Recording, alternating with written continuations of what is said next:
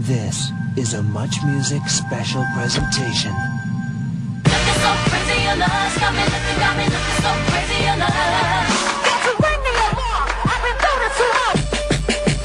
Check on me tonight, baby, it's serious deja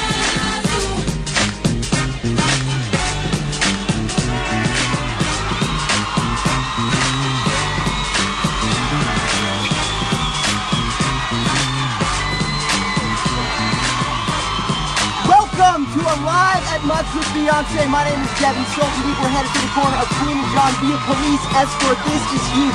One of the biggest pop stars on the face of the planet is coming to you live, direct on Much Music. This show is completely interactive. You can call us, you can email us, hey, you can even text us.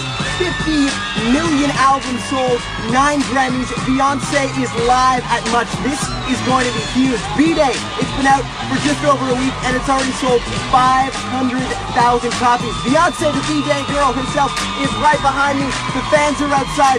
We're going to get outside and, well, go say hello to the B-Day girl herself. Beyonce is behind me right now. Are you guys excited? These guys have been waiting for hours and hours and hours, days even. The limo is approaching. Let's go say hello to Beyonce. There she is.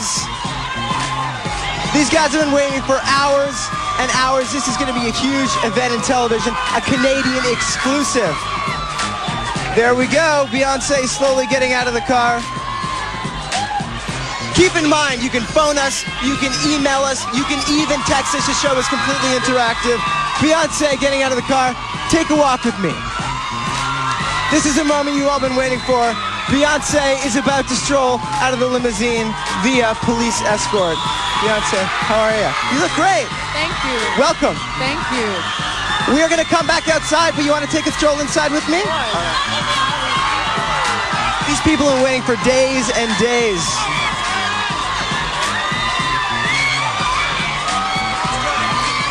Come on in, we're going to come back outside in a few minutes.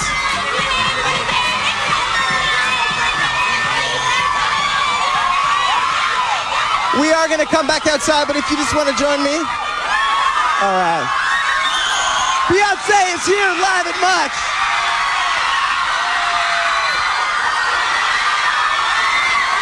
I promise Beyonce, I deliver. Please, have a seat.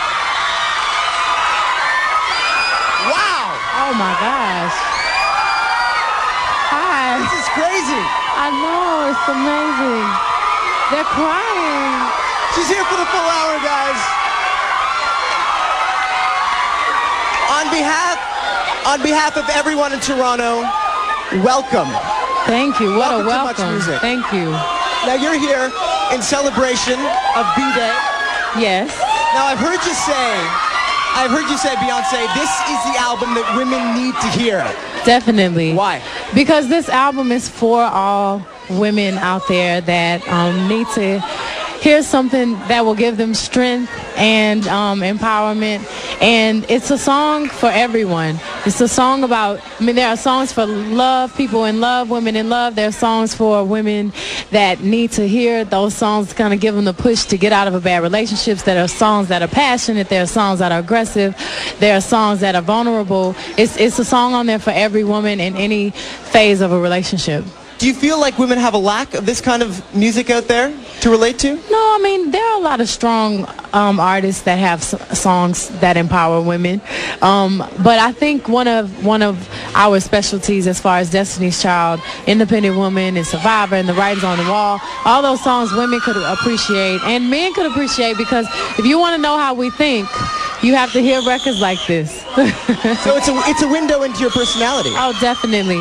A lot of the records are not about my life, and not they're about my friends' lives or women around me, and I thought it was important that I didn't do the same album about love once again. I thought it was important that I had something, with a variety of different things that everybody could relate to. Another really interesting thing about this album is you kept it secret from everybody. And I wonder what you were hoping to achieve by just keeping it secret from your label, from your management. I didn't keep it secret because I, was rebelling or trying to prove something. It wasn't even a secret. I just didn't tell anyone because I didn't know I was going to finish the whole album. And I didn't want any expectations. I didn't want anyone to kind of put a deadline on the album. And I thought, I wouldn't put an album out until 2007. So I said, let me just go in the studio. I'm going to call producers and see if they're available. And we're just going to play around and have fun. Just so happened we were in the zone and we recorded a lot of songs. 2 weeks? In 2 weeks. How do you do that? Well, 2 weeks?